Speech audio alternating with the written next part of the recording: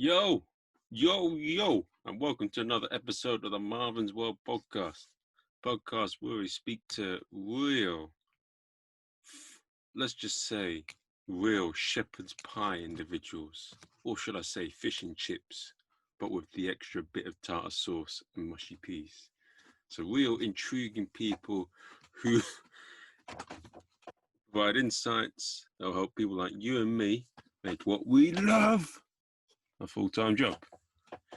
If you like the episodes, or if you like the episode, please share it with your friends or give us a review on iTunes. If you don't tell anyone and just share it to people you hate.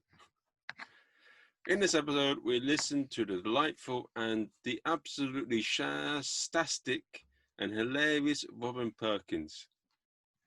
She is an American pro comedian in the UK. She started a comedy career in the UK. She's been doing it for around 9 years, and she has been through many different experiences on her way up to being a pro comedian on the UK circuit. But what makes her very different to a lot of other comedians is that, though there are a lot of comedians and promoters, but she is, how you say, a pro comedian and promoter. And they are very sort of difficult things to be in, as I am one myself. Like, because balancing relationships with your fellow colleagues and then running a gig is a very difficult thing to do. There's a lot of fishy business that goes in a comedy, and we talk about how it would help a lot for both sides of arguments if more comedians run gigs, because they can see it from both sides of the argument rather than just the one side. And if you can only see it from one side, you can't. You have to see things from both sides to get a proper understanding of things, and maybe to have a better relationship with people. It's like when you do things, if you just think it yourself, you're going to have an effect on others. Whilst if you can see it from the other side, you can understand each other and you can know how you act and behave in order to have a better relationship. Now, that sounds very philosophical, but it is the way it is. It was a great episode. She spoke in detail about the specifics of running a show and like different energies of different comedians. How if you put comedians with too many energies together, it can be a bit boring for the audience. She also discusses how you can't overuse a topic. And she even spoke about how a really fantastic bit of emceeing from comedians from the Australian Comedy Store. I won't go too into it because they will, in this episode, we'll explain it clearly, but it was a real there's a real sharp bit of emceeing advice for any comedian that wants to get MC or anyone that wants to host a show. There are some really big nuggets of information there. There's also information on, like, I think there's great information on how to progress in the London comedy scene, but also in any comedy scene. How, you may, when you get to a certain point in comedy, sometimes when you're new, you think that you can do any gig, but you fail to realize there's a lot more to it than that. That some audience probably won't be for you. But look into it. Like, and one of the things is take things when you're ready. Like, be patient. Good things come to those who wait. It's one of the big sort of takes from this episode. It's a fascinating episode. I don't want to keep you going any longer, but Robyn, she's absolutely lovely. You're going to love her, and it's going to be fun. It's going to be, let's not just say any words. Let's introduce Robyn.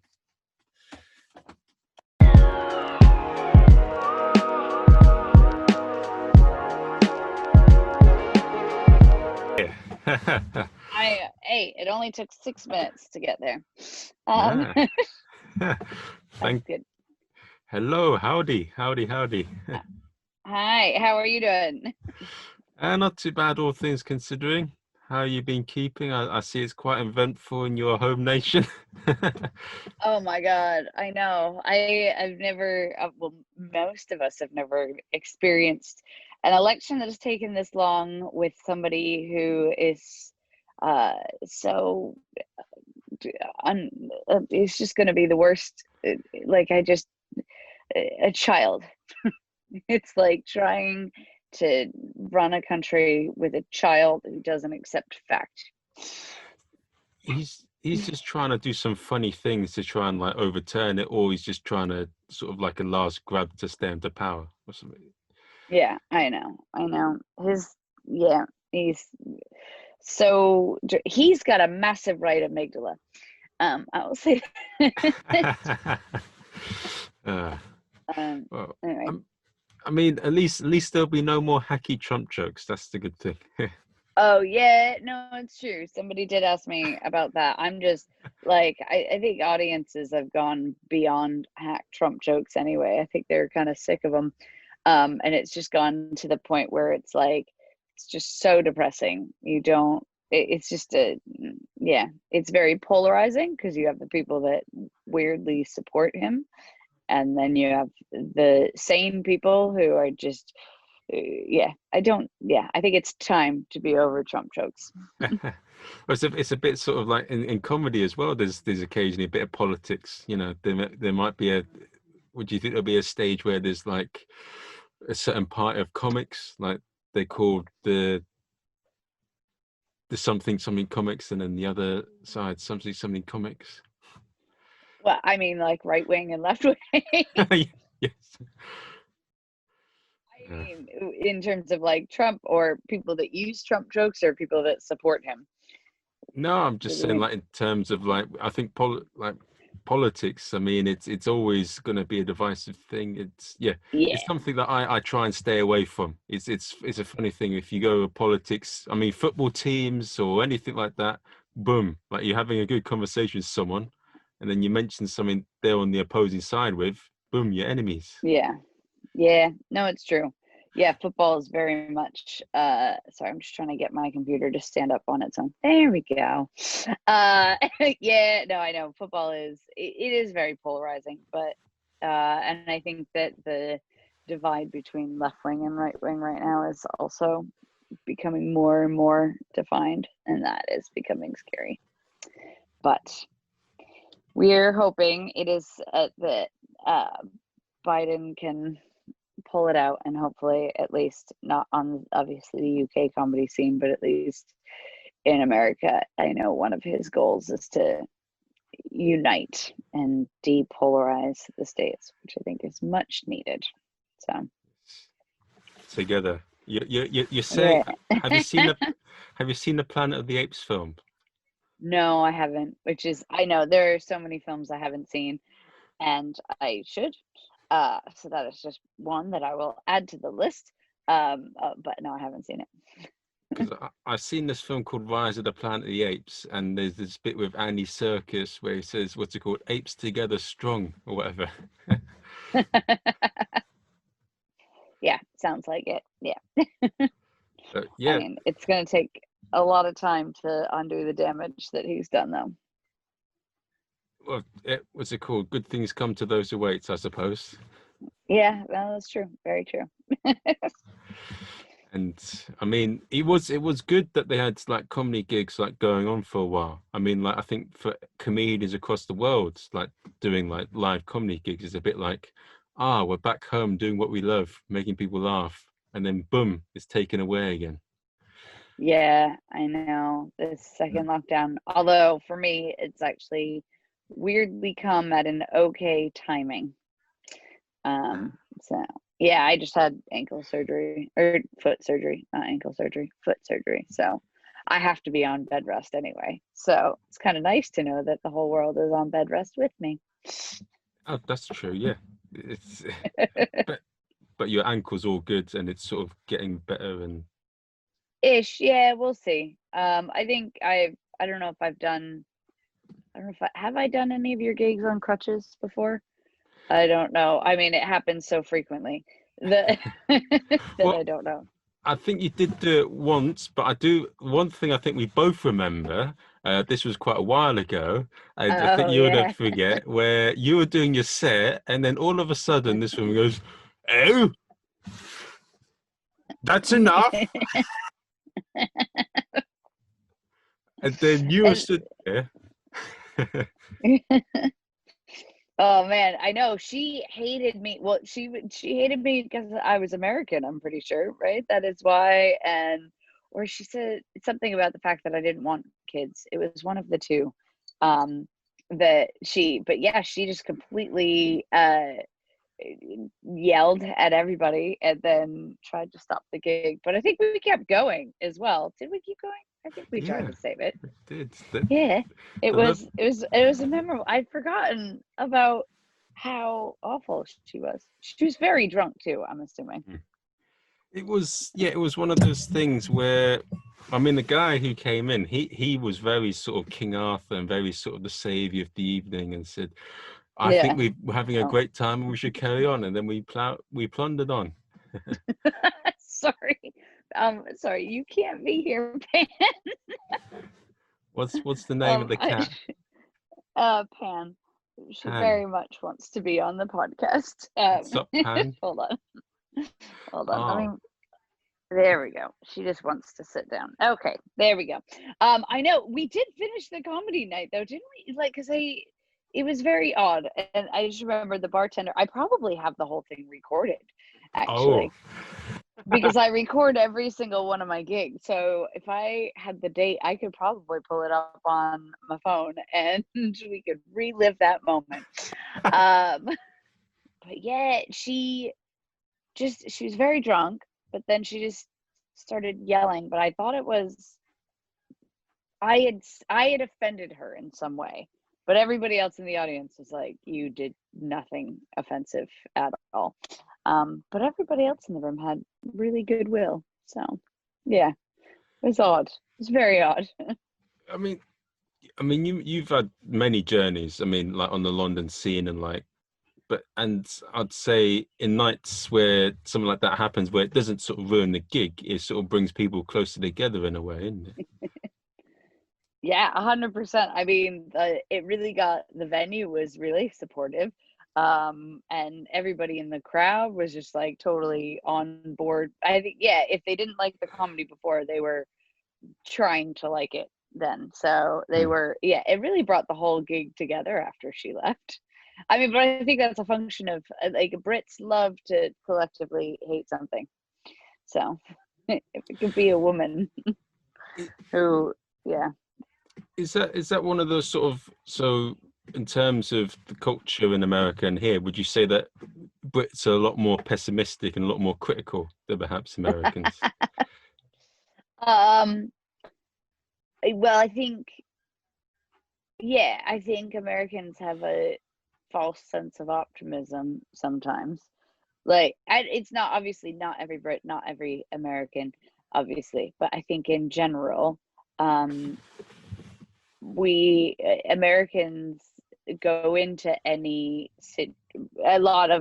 is the tendency for Americans to approach any situation by assuming the positive. I think that's might be changing. I just know, yeah, me personally, I will walk into any situation and be like, no, this is the best. Like, I'll probably get murdered one day because I meet somebody and assume that they're amazing. And as it turns out, someone is like, you really shouldn't have gotten into an unmarked SUV with a man with a gun. I would have been like, but he just wanted to take me to coffee. Yeah. I please hope that's a bit in your set at some point. No, definitely not. Although I'm sure that my girlfriend will hear that and be like, we need to talk about stranger danger.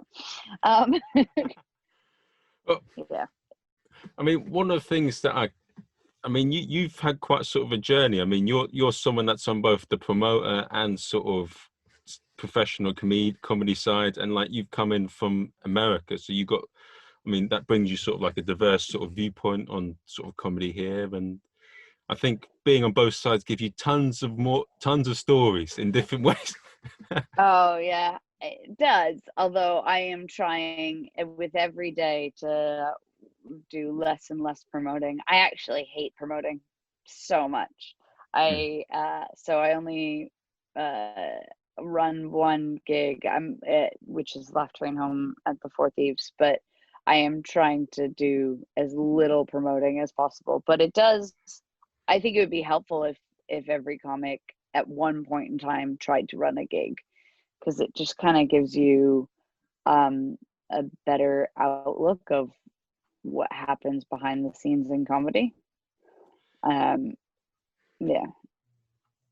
Yeah, one thing but you seem to do it with a lot of you seem to do things in a sort of a nice way. You seem to be able to keep people on side, which I think, being on both sides, I've listened to some podcasts, and like they say that if you want to be this light in comedy, be a promoter. Yeah, I mean, you gotta, I think it's a much trickier place to be, both a comic and a promoter, because if you're just a promoter, you don't need to worry, not even about act feelings, but you need to worry about relationships with other acts, because it's also getting to the point in time where a lot of acts run a comedy night, and so a lot of your income comes from small comedy nights as well. And so it's a very delicate balance with like people that run nights and how your relationship with them works. But also equally, if you I mean, you do get an advantage because you actually gig with people a lot, so you know what certain acts are capable of and what they're not. So that is the advantage. But on the flip side, you know, if I don't think person A is good enough to, like, if I don't think that they are the right fit, is probably a better way to say it. If I don't think they're the right fit for a gig, if I am not a comic myself, it's perfectly easy to go, person A, I don't think you're the right fit for this gig. But if person A runs a gig or is, like, depending on who the relationships are in the comedy industry, then it might be problematic to tell that person that they're not a right fit for the comedy night. And at that point, you have to word things differently or try to avoid the conversation, and it just becomes a lot more political, which a lot of people, I'm sure, are like, no, you can just be honest. You can't. No, you can't. You've got to be, what's it called, tactful. Yeah, well, yes, yeah, well, not just tactful, but also political. So yeah, it's a difficult balance to try to strike. But it's like if you're refused someone, you got to say, this gig is a certain so a night, it's a and we feel because of that you wouldn't be a fit, but we can't say, oh, boom boom boom, you're not a good fit for a night. You have to sort of flower it. You got to put some niceness into it. You got to, well, it's not even just that. Sometimes you need to just avoid letting them know. Some people the other thing is, and what I say by, like, I think it's beneficial for every act to run a night, which is not realistic to do, because, and also some people just wouldn't be very good promoters, but to also understand the nuances of every room. And there are some people who are like, well, if funny is funny, I can play any room. And you're like, well, I also understand that my audience prefers this, and that, like, you need to understand, like, the Four Thieves at Clapham Junction has been going for 8 years now, and we do have a very regular audience. That regular audience has changed over 8 years, but also you need to, you know, push the boundaries enough of the regular audience to keep them coming back. So if you have the same acts every night, they're not going to come back, and not the same acts, but the same type of acts every night. They're not going to keep coming back because it's the same thing. But equally, if you give them something that they are not used to or is not their style, then that might lose them, and people have to, it's a very delicate balance, and people don't necessarily believe you. But also, I think it's important to know how much extra goes into running a night and how much time is spent on the admin, on the booking, on the promotion, on, like, all the little extra things, like the posters that are not, like, there's not a list of things that are required to do in a night, but acts just kind of take it for granted that those things appear and don't understand that it takes actually quite a lot of effort to do. And one thing I want to add on top of that, because you mentioned a good point about always keeping the lineups mixed. It's like, because if you hear the same joke all the time, you're not going to find it funny. But how do you do it so like it's a set sort of brand where they know what they're getting and they like it, like they know what they're coming in for? What's interesting is that with Laugh Train Home at the Four Thieves specifically, it's a feeling, and I know that sounds really wanky, but I can see an act and go, they would work well, they wouldn't work well. And what is, and I've had to just learn to trust it. Like I've tried to, again, pass off the booking on somebody else because I don't want to be a booker. I don't want to promote. I've tried to give it to somebody else. Didn't really work. But also there have been tons of acts that are hugely successful. People love that person, like that comic, and they are by all rights a very hilarious professional comedian. And I'll go, great, I can appreciate what you do. I don't think they would work in the room. And other people that help me out, like on the door doing the admin, are like, well, I don't understand why they, like, I think they would be great. And I'm like, I know they wouldn't work. And it's not that they aren't funny, it's they just, and then eventually I'll second guess myself and be like, you're right, they're doing this, and this, there's no reason why they don't work. And then they go in the room and die. And I have to just trust myself, and I can't describe it, but I just know what would work and what wouldn't work in that room. Yeah, you got to trust the course. You got to. Yeah, exactly. I've been booking that room long enough to know what works. So one thing I want to ask you, so with running a gig and sort of being a comedian yourself, what in terms of technical skills as a performer do you think that gives you over just being a regular act?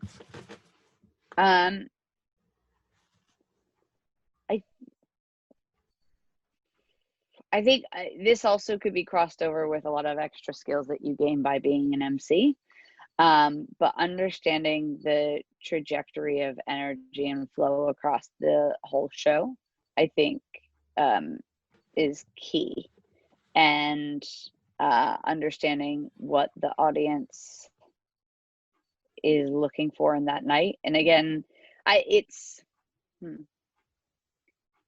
you can't eat, regardless if they are 3 acts that on paper are very different acts. If you have 3 acts in a row that are all doing jokes on online dating, the audience is gonna get bored by the end, right?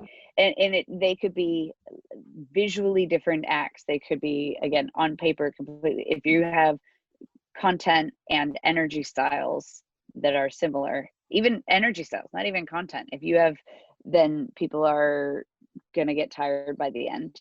And recognizing that so that you can be more versatile as an act to bring something that's different.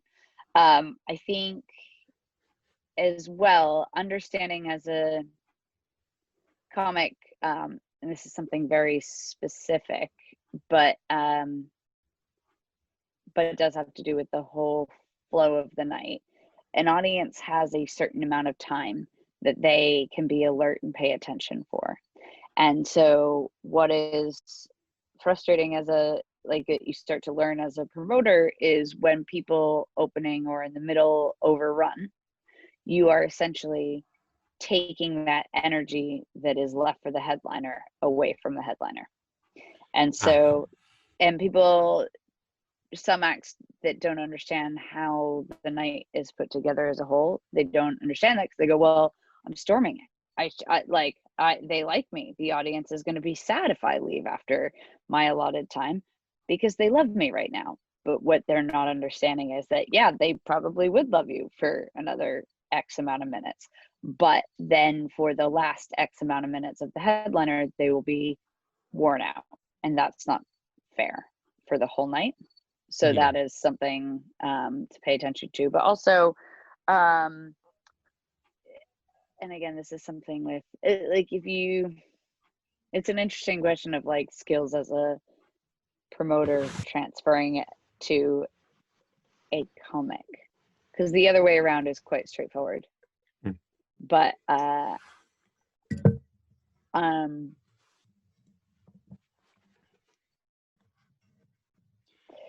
I think it's more admin as well. Like some of the things that you learn from being a promoter that changes the way you act as an act. So things like confirmations, showing up on time, canceling last minute, understanding fees as well, and that Yeah. you know, like it costs a lot of money that to put on a comedy night. It's not just you sold 100 tickets at £5, therefore there should be £500 to pay acts. It's not how it works. No. Like there's a lot of other costs in there. So understanding that side of things, understanding promotion, like it is a lot of times promoters are not getting paid to promote. And so things like sending your photo to a promoter, sending your bio to a promoter. If a promoter asks for a quote that they can use, a lot of that stuff, retweeting, liking a tweet, like just giving a retweet. And a lot of, and again, there is a caveat of an act's on tour. I understand that, but there is just matching some sort of effort is, I think, really important. And it's not about like, nobody's going to see my one retweet because I don't have fans. It's about a cumulative amount of visual stimuli in the ethos. So if somebody doesn't even read your tweet, but is scrolling on Twitter and sees 6 retweets, great, that will stick out more than 0 retweets. And then later when they see it on Eventbrite, they still might not buy tickets, but then eventually they end up at a bar that happens to have that brand going and go, I've seen that before. And it's all cumulative. And so I think on the admin side of things, you can take away, I think there's things that acts could appreciate more if they were a promoter. There's a lot to unpack there and to add to what you've said, which have been very interesting points. Because I remember doing an MC workshop with Barry Ferns, and he says that a lot of people that are top of their game, they pay very close attention to every little detail. And what you said there is a pure example of that. As you said, every little helps, a Tesco advert. Yeah. Oh yeah, but being an MC, that is that you can so much. Some of the best, like recognizing as an MC, watching the whole night so you know what's gone on. But also I remember, like, again, attention to detail. I was doing the Comedy Store in Sydney, and I was doing it for a week, and so you have the same lineup all week. And the MC, after 2 nights, very specifically started asking people, like finding out if there was a couple in the front row in his own way after 2 nights. And I just noticed it, was like, because that's very helpful. I had one bit that I was doing all the time that relied on me knowing that there was a couple that was together for a long amount of time. And I am perfectly capable of finding out that information when I'm on stage, but I'm not doing the longest set, like, and if I can be slicker. And I asked him about it, and he went, well, yeah, I've been watching the show and saw that it was helpful for you to know if this couple was together for, a long period of time. So I just figured I would do the work for you so you could just do the jokes. And I was like, that is such a good MC to watch and now go, this would be helpful for this person to know. So I'm going to do it for them. And that's just such, that's the attention to detail that makes somebody a great MC. And that's because he's seen you perform, so he knows that you do bits on couple, so he could like preamble you. Right. And so if I'm hosting a night with acts, I mean, I always ask them anyway, and like if there's anything they want me to say, not say, do, not do. And some people are like, oh, well, I am talking a lot about babies, so if you could not talk about babies, that's fine. Like that's one thing. But also if I know an act has a lot about dating, then I will not talk about dating before I bring them on, because then that is overload of that subject. And so it's those kind of details that I think are important. One thing I do want to add as well, because I spoke to a comedian called Darren A. Hill in New Zealand, and we talked a bit about emceeing, and one thing that is a pet peeve of him is when comedians do the where you from, what do you do sort of thing. But what he tries to do is he plays a little game with them where he says, who here is the prettiest, like if anyone's in a couple, like who here is the better looking one, and then like he gets them to stand up or whatever. And then I'm not saying in good detail, but he plays little games to try and engage with them, rather than sort of like just talk to them straight away before he talks to them. I mean, it's a style. Like, I think it's something that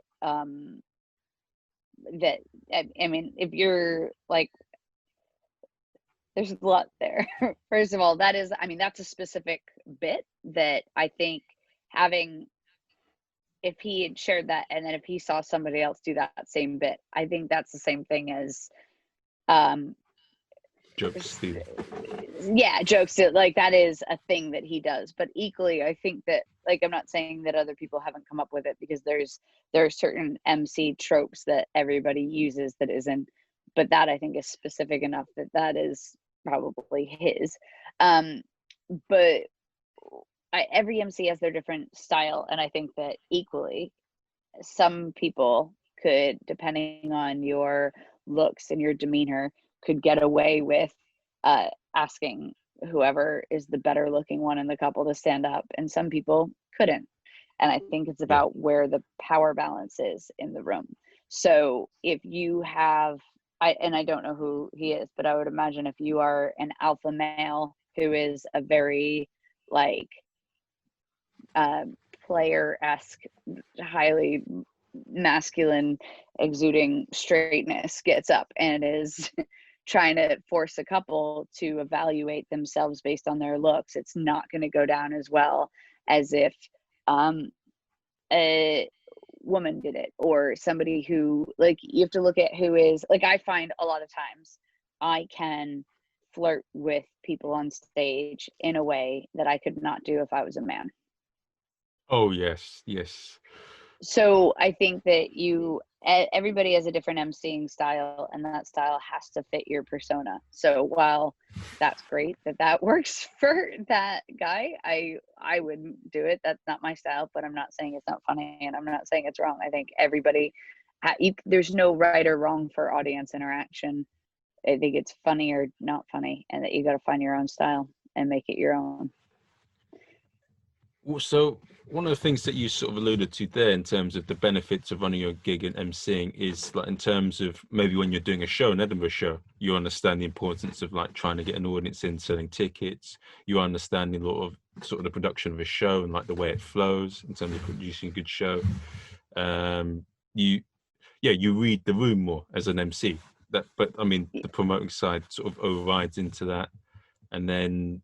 Well, and you have your own, you develop, would you say emceeing helps you develop your character on stage more so than just being a straight stand-up? Oh yeah, 100%. Because I think when you're emceeing, you are yourself, and there's less, I don't want to say pressure to be funny, because there's pressure to be funny as an MC the whole night. Basically, the success of the night rides on what you've brought to the table. But I think, but yeah, I mean, it does, for me, when I'm emceeing, it's a very raw version of who I am on stage. So it's helped me figure out who I am on stage. I will say that. Now, one thing I want to ask of you is that I've seen a lot of big American comics come over to the UK and do their sort of shows. They've gone on for like 2 hours, like an hour and a half. And one thing I've found recently in running in my own shows, if I shorten the length to them to just an hour, and I found that the show's a lot lighter. And the thing that I find quite interesting is, even if I like these big American comics, I get really tired when it gets like past an hour. Like it stretches my patience, no matter who it is, I feel. I mean, are you asking me what I prefer, or No, what would you say is the ideal sort of time slot for a show? And like, um, I mean, I'm American, but I started over here, so I have gigged very small amounts in the States, and so I also know that they are used to a different format, even in the trajectory of skill across the night. A lot of times in the States, they will go from least experienced to most experienced across the night, whereas we obviously have our least experienced in the middle and open spots. So, and that is typically, obviously, there are differences to every rule. Also, I mean, they don't have intervals. Like, there's a lot of structural differences between America and here, and my experiences in the UK. What I think that I think part of the 2-hour shows from American comics also comes from the fact that there is such a stratification of income in terms of American lineups. So a lot of times, like, the headliner may be the only person who's getting paid on the night, or the MC and the headliner. So over here, you can be an opener and still make a living stand up. And so I think because of that, that is why their sets have extended. I know, and again, this is not for everywhere in the States and not everywhere in Boston, but gigging in Boston, somebody had told me, because like the MC just came on and did 10 minutes of material at the start and then introduced the acts, which is it's a different role than over here. And I asked why the MC wasn't doing crowd work if they were hosting. And they were like, well, because if the headliner is doing an hour and they're going last, if anybody covers any of the same material, and not specific jokes, just topics, then you want to leave out of respect, you leave all of the crowd work to the headliner so that they can do as much crowd work as they want without all of those questions having already been asked. Now, guys, this was just one Boston comic explaining why they weren't doing crowd work, and I have heard that that is a Boston-centric thing, and that it's not necessarily how it is everywhere in the States, or that there's some controversy there, but that is one thought point. Over here, I think when you get, obviously, if you look at an Edinburgh show versus a 20-minute set, that's kind of exactly what you're talking about. Like, the 20-minute club set is going to be very lighthearted, punchy. An Edinburgh show is going to have or more of a journey, and you're going to have greater meaning and a bit zingy. Oh, yeah. So I don't know what the ideal amount of time is. I think it depends on what you're looking for. If you're looking to get drunk in a comedy club, then 10s and 20s are great. Yeah, if you're looking to have comedy change your life. Are you okay? Whoa.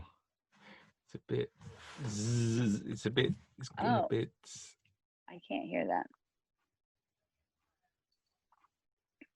It's gone a bit zingy, and I couldn't hear the last bit you said. Oh, I don't know why that is. I can't hear that in my sound sounds normal. Okay. And am I coming across okay on your side as well? Yeah, you're coming across totally fine. Try muting and unmuting your sound. Here. Is that any better? That's all good now. Yeah. Okay. Okay. So where did you hear up to? So you got in a bit where you were saying about the different structures of the different scenes as a whole, and like you were saying, like, yeah, and you got like to the bit where you're talking about a 20-minute set being very punchy over here. Yeah. So if you're looking to get drunk on a Saturday night, then you probably want sets that are 10 to 20 minutes long. They're going to be lighthearted, and also when you have drunk people in a club, they're not really going to be able to focus for that long. Having said that, like, if you're, my favorite bits about comedy are its ability to make people think and to change people's thought process, or like to influence people. Like I love that comedy has an ability to access people when their guards are down, like when they're laughing their guards are down, and so you can talk about deeper things. And so that's why I love hour-long shows, but that is just my personal preference. And I know in America they don't have the Edinburgh show as much as we do over here. I've chatted to some American comics who had done the Edinburgh Fringe for the first time and just went, if I'd known what this was supposed to be, well, I just brought an hour of great stand-up. Whoops. That's not what I was supposed to do. So I don't think you can really say what an ideal amount of time is. It's just personal preference. It's funny you say that, because I hear that in America, the headliner gets 45 minutes or something like that in certain scenes. Yeah, 45 minutes to an hour. But again, I think part of that is because they're getting paid disproportionately more to everybody else, so they should be doing the most time. I think it's about experience. I don't know why they do it like that. But I started over here, so I don't have a great knowledge of the American stand-up scene. Now, one thing I want to ask is how would you describe your journey in stand-up as a whole? Like how you started to where you are now, and like what have been the challenges? And so I've had several careers I did before stand-up. So I did biology and marine biology research. I did landscape architecture is actually what brought me to the UK. So worked on like large scale urban development, traveled the world doing that, and then did a stand-up comedy course on a whim, and fell in love with it, and I've been doing that since 2011.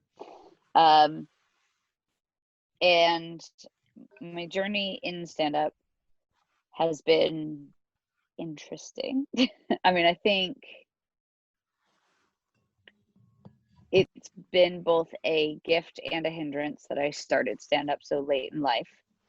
I think it's a gift because I have so much life experience to draw from, and my science and architecture background mean that I have a different way of thinking about things, and that has finally started influencing my stand-up in a very positive way.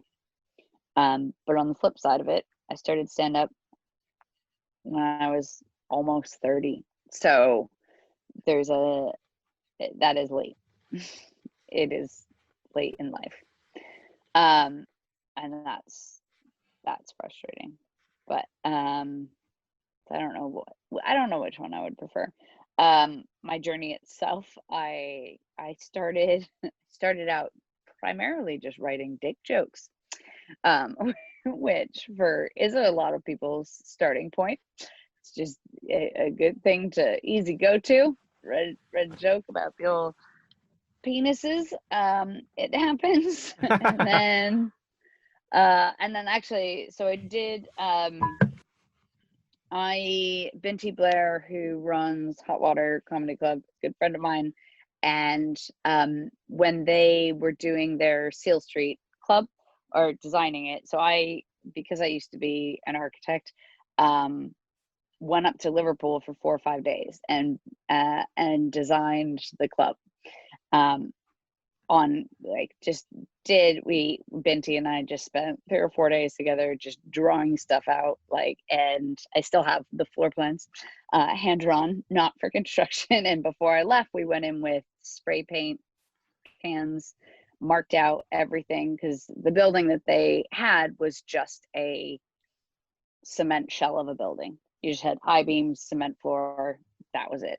So we went in, outlined everything, and then they got a contractor in to build the whole thing, which was amazing to see such an amazing club come come out of something that I had drawn, which was very cool. But the best thing that came out of those 3 days is that after spending 3 or 4 days with him, he was like, no offense, but you are way more interesting as a person than your stand-up makes you seem. Because again, up until that point in time, I was just telling dating stories, and he's like, I don't understand why you don't talk about science at all. And there were like bits of science in my stand-up, but not really. I think that one of them was like a math problem that I made up about a guy wanking on a train platform. Like you, like it was way smarter than it should have been for the joke that what it was. And so from that point in time, I realized that I overanalyze everything in my life, and not everybody does that. So like if I got an idea for a joke, for like a premise, my first go-to that I do is I start researching it. Like I just will. And I thought everybody did that. Like I thought, all right, great. I think it's really funny that, you know, porcupines are like, they have spikes on them. I'm going to write a joke about porcupines. Now, instead of me going from the top of my head what porcupines look like, or like, and things that everybody would assume to know about porcupines, I would start researching porcupines and look up all these obscure facts about what, like just delve into it from a research point of view, and then let the jokes come out of that. And I just assumed everybody did that. So from then I started basically over just researching every problem in my life. And that's kind of where my stand-up is now taken and gone, okay, I'm bad at making decisions. So I'm going to look at the neuroscience of how our brains make decisions and figure out why I'm bad at decisions. And the same thing, like I'm bad at dating. Great. I'm going to look at the science behind why we love and explain it through science. And so that's where my stand-up journey has taken me now, which is working out. So, but it's nice to have those moments. And actually, again, the last time I was at the Sydney Comedy Store, I was having dinner with one of the comics, and we were talking about this, and he's like, but I don't, because up until this point in time, my club set was quite different from my Edinburgh shows. So my club set still dating, story, whatever. And then you'd have all my science comedy. And he was like, I don't understand why you're not doing science comedy in your club sets. And I was like, but nobody wants to hear about science comedy on a Friday night. And he's like, I disagree. And he was emceeing, different MC from the other time. But he was like, all right, well, tomorrow night, I'm going to introduce you as a comedian who used to be a scientist. And then you have to do science jokes. Oh. Yeah, which was awesome. It was actually Valentine's Day, so I think I got off the hook a little bit because it was able to fit in the neuroscience of love pretty easily into the set. But I think that was another crucial moment. So since then, I mean, that was Valentine's Day 2020, so it's not like I've really had a lot of stage time to try to implement this, but but yeah, I'm trying to go that direction. Yeah, I think that's my journey. And then in lockdown, I finally started a show called Comedy for the Curious, which is a stand-up science chat show. And the idea is that every episode is a different topic. And I will have 1 or 2 comedian guests on who are not science-based at all. And so the idea is that I do a science comedy set on the topic, and they do short stand-up sets on the exact same topic, but from a different angle. And then we have a chat about it. So that's been really fun, actually. And you also do a cooking show as well, don't you? Yeah, we will see if that continues. I don't know. Yeah, where I'm just teaching comics how to cook live. And the idea of that was that you're making something completely within the hour. I hate cooking shows where you just watch them, but they've like already done half the prep, and like miraculously the stew's already been sitting for 8 hours. And it's kind of like, well, the idea is that you can cook along with it, because otherwise you're just watching a cooking show and taking notes, and that's the same thing as reading a recipe book. But if you're cooking along with it, then the idea is that everybody can cook along. So what's your favorite dish? A full English breakfast, a fish and chips, pie and mash? No, I'm laughing for a different reason. I think I'm laughing because I have online comedy is so frustrating. I have put my heart into my science comedy show, and inherently the cooking show is just the thing that people like more. So Oh, like it's just, yeah, it's heartbreaking, but that's okay. My favorite dish is, I don't know, the one that I've done, I do like risottos. I like it because I've tackled it. I now understand the steps of a risotto, so I like messing with it, and I don't follow ingredients ever. Somebody actually messaged me on Facebook being like, "Can I have the recipe to what you made?" And I'm like, "There is no recipe. I made it up." Like I made it up. Pesto that I made for one of them that I think is really unique, and I almost was on Come Dine With Me in 2014, maybe 13, 14, maybe 2013. I don't know. I made it, basically they pick out like 10 people. This is for the Christmas special in Clapham, and then a different person will, like a independent person picks the top 5 out of the top 10 that Come Dine With Me select. And so I had like a TV crew in my house, and we did this whole interview and everything. I was not chosen. I don't know why. Anyway, they missed out. I would have been amazing. But you got to submit like a recipe, and because it was for the Christmas special, I like had submitted like a 3-course meal, and this pesto that I had that I made up that we did make the other day was a pesto made out of juniper berries and rosemary and thyme, and that is mixed in with some fresh mozzarella instead of, not pasta, but it's like a cold salad. And we made pine needles out of the skins of sweet potatoes and all this other stuff. So yeah, it was very good. I need to make that again. I really like it. It's an odd combination, but it's very good. Well, maybe you could mix the things together, your science and the cooking. Like you could say, "Oh, here's a great bit of dish, whilst I show you how to do this." Well, one of the things that I am working on that might come to fruition in the future is looking at like a science, but the science of certain dishes, like, but also explaining like what happens to the onions when you caramelize them, why do people cry when they cut onions, things like that. Like, that is more cooking. So it is in the making. We are thinking about it. Yeah. So So and with the science show, did you get any funny instances where you, what's it called, said E=mc² and you got blank faces? Or like, you must have some funny stories where you've given some scientific experiment and you've got some hilarious response from it. what do you mean? I don't fully understand. With your science show, when you're doing all this with different people that aren't expert in science, what's been a funny reaction to something you've done on that show?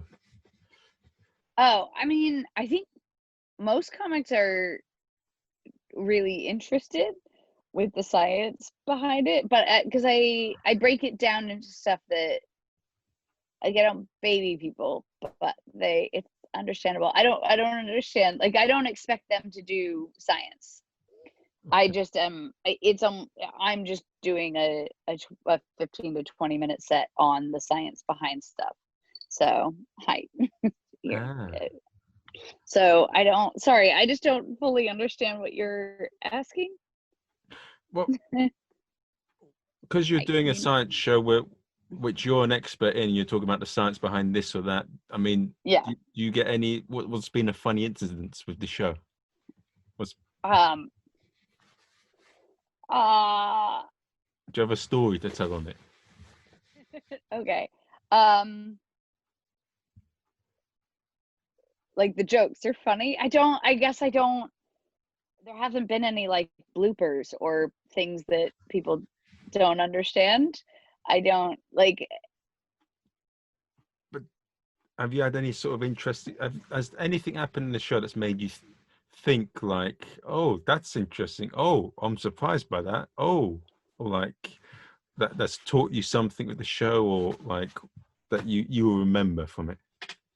Okay, any memorable moment? Sorry, I'm just kind of sorry, I was just thrown by the question.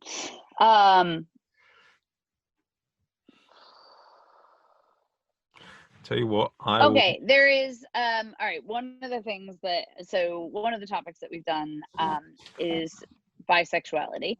And so I had done a bunch of research on the genetics behind sexual orientation and how much of your sexual orientation is actually down to genes versus epigenetics versus actual life experience, and what the studies have said. And there's a lot of, so by erasure as well. So a lot of people don't believe, especially in men, that bisexuality is a thing. I just think that people are transitioning to being gay and want like a stopover point or whatever the hell people assume. And there was actually a study that was put out during lockdown, or published during lockdown. Obviously, it had been going on for quite a bit of time, but called Robust Evidence for Bisexual Orientation Among Men. And so I have a whole bit on why this is absolutely insane, that in 2020, we need a scientific study that was led by 13 scientists, including a Harvard professor, to like prove that bisexuality exists. And so I have like a whole 5-minute bit about this, obviously, like looking into how the study was actually made and whatever. But after the last show that we did, there was somebody who stayed after on the Zoom call to chat, and they were like, well, you know why this is because there was a New York Times publisher who, and I have the article as well, but who basically published a very famous article, which, hold on, I'll tell you the name of, which got a lot of publicity. But so anyway, so the article, I think it was something like gay, straight, or like indecisive or something like that. But it was a very widely published article that basically said that bisexuality doesn't exist. And this study involved the same author that basically when I wrote that article, I was wrong. And that is why in 2020, this study was done, was an apology and a correction going, look, we don't need to say this in 2020, but I need to say this in 2020 so that it takes away the credibility of the previous publication and study, because bisexuality actually exists. And so finding that out was actually quite an interesting thing that I learned that I, didn't fully get from the research. So I mean, it's a comic gold mine in a way, that like this, it's because I've just got an image now of like in America and the UK, we have very laddie behavior like in certain sports, and like when they sort of banter and they say this and that, it just brings a whole meaning to it.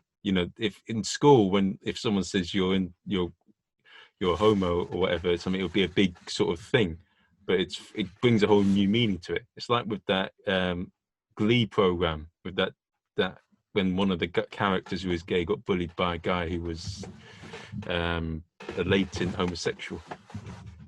I don't understand. Okay. Wait, I'm sorry, I'm very confused. the point I'm getting at is, I think it'll be funny to see what would happen if you brought that case up to someone who in football rooms or American football rooms, like in the change rooms, and you said that to them. Got it. That they, as like proof and evidence, as somebody who is blatantly homophobic. Yeah, I mean, yeah, but that is, I mean, another very interesting episode that we did was why people hate. And I think obviously hate comes from a point, well, it comes from extreme love of your group. I won't go into the whole science behind it because it is too long. But and also relates to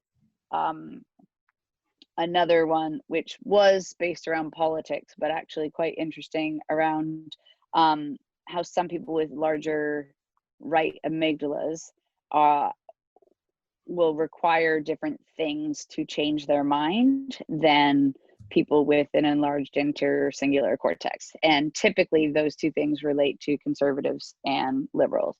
So one of the studies have found that conservatives have a larger right amygdala, which means that they make decisions based on emotion more, and liberals have a larger anterior cingulate cortex, which means that typically if they do have that brain structure, then they would make decisions based on facts. And so the idea is that if you are trying to get somebody who is conservative to change their mind, then presenting a bunch of fact wouldn't necessarily work. But if you're trying to get a liberal to change their mind, then presenting facts is the best way to do it. And that actually people with a larger anterior cingulate cortex are more likely to change their minds, whereas somebody with an enlarged amygdala is looking for more stability.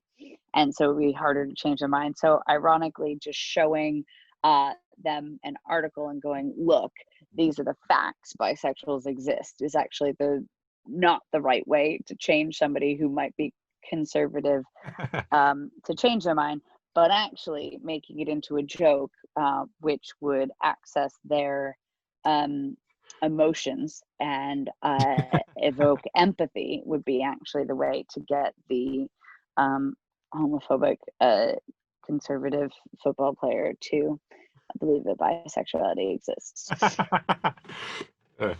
It could be a good sort of comic sketch in a way if you Yeah, I guess. Yeah, no, you're yeah. There's a lot of assumptions that I just said. First of all, I by no way am saying that conservative people are homophobic. I was saying you have both homophobic liberal people and homophobic conservative people, obviously.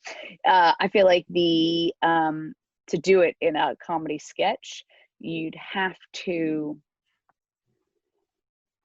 so many caveats. I don't know, so many caveats. So many caveats. Yeah, I understand. There's probably something there. Just a lot of playing with fire, though. Yes, but they could no. Let's not go there. So one of the things I want to ask you is how, like, you've been in the comedy industry in the UK for a while. How has the industry changed, and like, what would you say if a comedian wants to progress in the scene? Well, before pandemic, what do you think they need to do to grow and develop their career in the UK? Stage time. There is the biggest piece of advice that I could give my former self would have been to wait until I'm ready. I tried to push myself into gigs that I was not ready for. And when you do a gig that you're not ready for, and if you don't do well, then you will find it infinitely harder to get back in with that club when you actually are ready. And so the best thing I would tell my former self would be to take your time, develop the craft.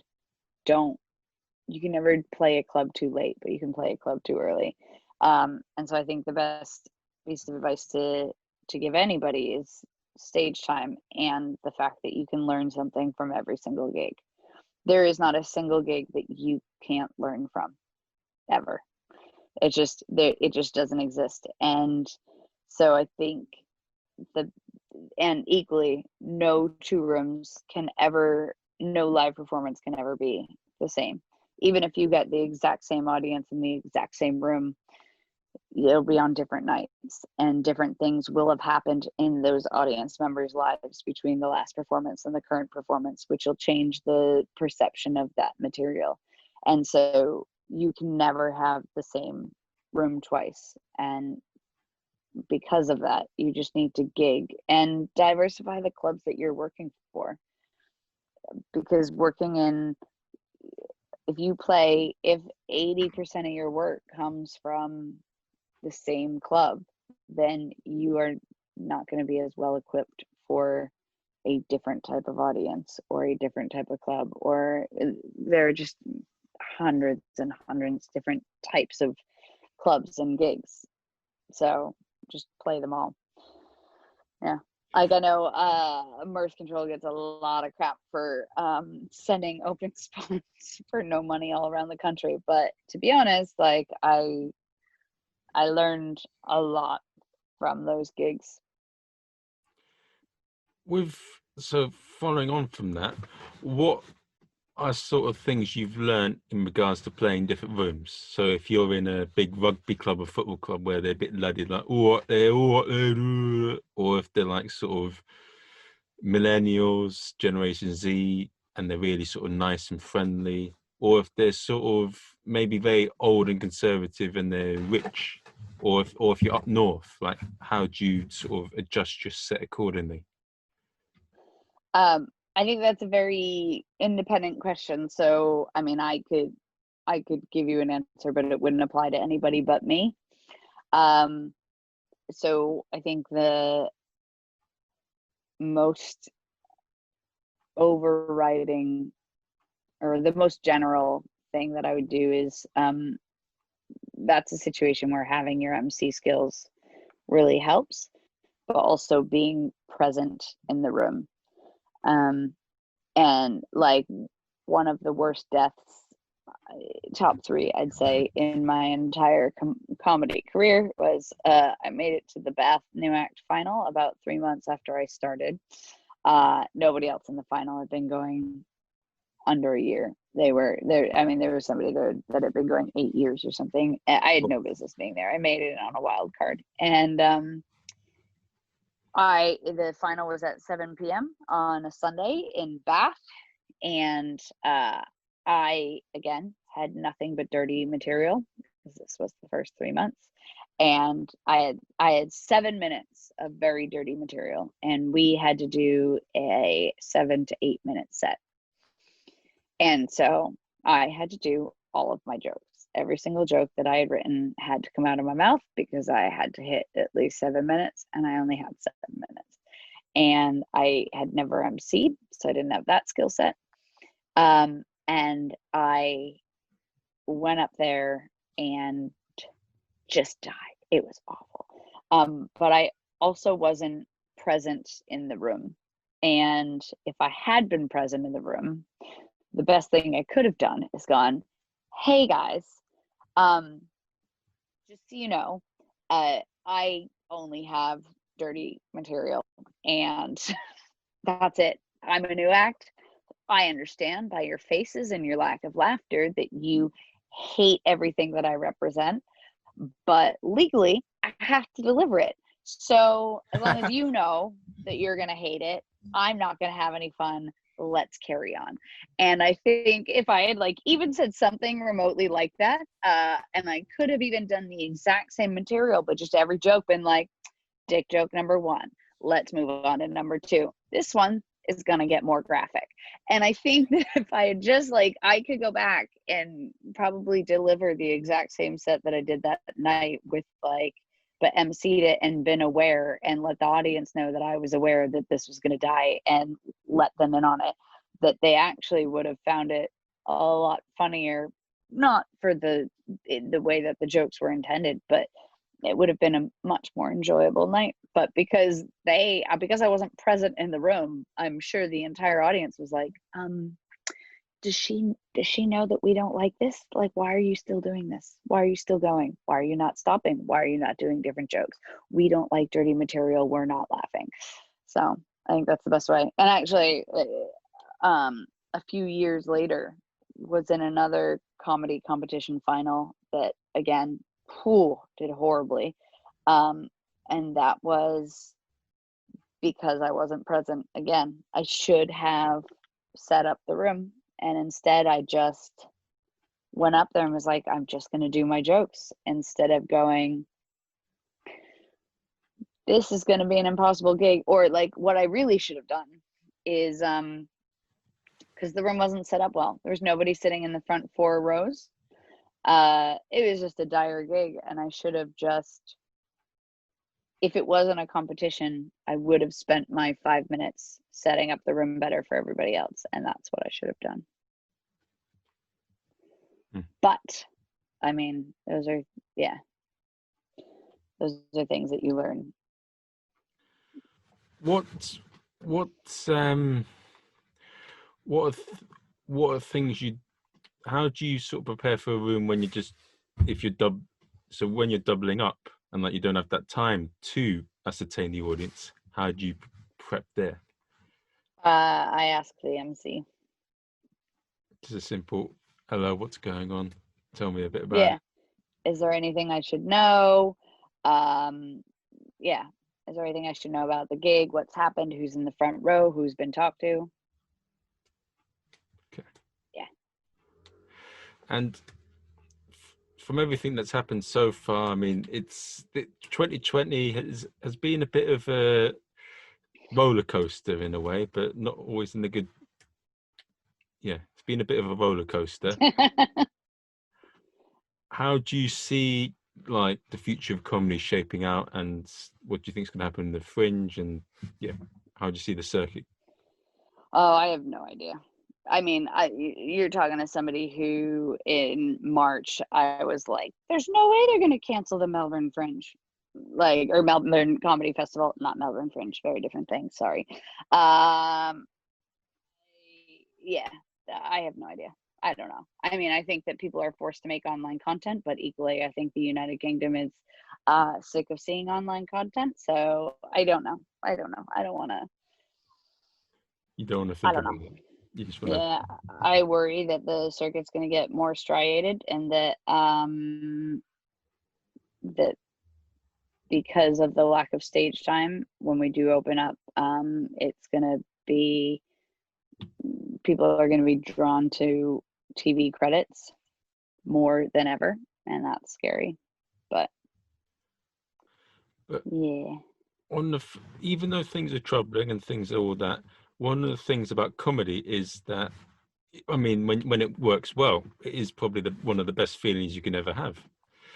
Yeah. Oh, it's amazing. Like, how would you describe the process? Like, you spend all these hours working a craft, and then you have those moments where you just destroy a gig. I mean,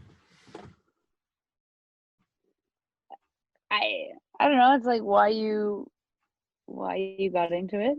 Like, there's nothing better than the feeling of laughter from an audience, like, that just gets you. It's amazing. Yeah. I don't know what else to say. It's amazing. It's awesome. I love it. It's why I do it. That's why we do it, and that's what we got to keep doing. Yeah, I just want to say thank you for taking time to appear on the podcast. I really appreciate you being here, and I want to ask you two questions before we go. Okay. What life advice, not non-stand-up related, would you give yourself, to your younger self, and what is a quote that you'd like to live your life by? The quote, nothing in the world is accomplished without passion, I would say. It's my favorite quote, I think. Yeah. It's true. You gotta love. Nobody does stand up for the money. You do it because you love it. And I do love it. And advice for my former self would be, just take your time, and take your time. Take your time. That's it. I know that's, patience. And I don't know, like, do it for yourself. You don't need other people's validation. Yeah. It's a funny thing, isn't it? When you're younger. Yeah, validation is cool. Yeah. Yeah, it is. Now, one more question I'd like to ask is there anything you'd like to plug? Yes. I think I do have a science comedy chat show, which I love, which is called Comedy for the Curious. We have an Instagram handle. It is at Comedy for the Curious. But also, if you do want to watch the cooking show, if it comes back up, I guess the best thing would be to follow me on Instagram or Twitter, which is at Robyn H. Perkins, because I'll have information about both shows on there. So Instagram or Twitter, and then I think my Facebook is Miss Robyn Perkins at the moment. But yeah, Robyn H. Perkins, and I have science comedy chat show, Comedy for the Curious, and at some point in time there will be a new cooking show. All right. Well, just send me them in Facebook, and I'll plug them on the podcast. Sweet. And I just want to say, it's good to see you again, and Yes. I think best wishes for everything, and I hope to see you soon. Thank you. Yeah, hope to see you soon at a gig live. But thank you so much for having me. It's been fun. You've asked me some questions that I haven't been asked before, which is good. And now I'm thinking. Yeah, thank you. Okay. All right. Have a good day. Bye. So that's been Robyn Perkins. She is fantastic. She's hilarious, and she's a very talented comedian. Please check her out. I hope you've enjoyed it. It was very insightful talking to her, and I hope if you're a comedian or if you want to present or any sort of apply aspects of comedy or any area, this has been useful for you. She's very smart. She's very analytical. And also, one thing I want to say, if you like the episode, give it a review on iTunes again. And I'll see you at the next episode. Take care.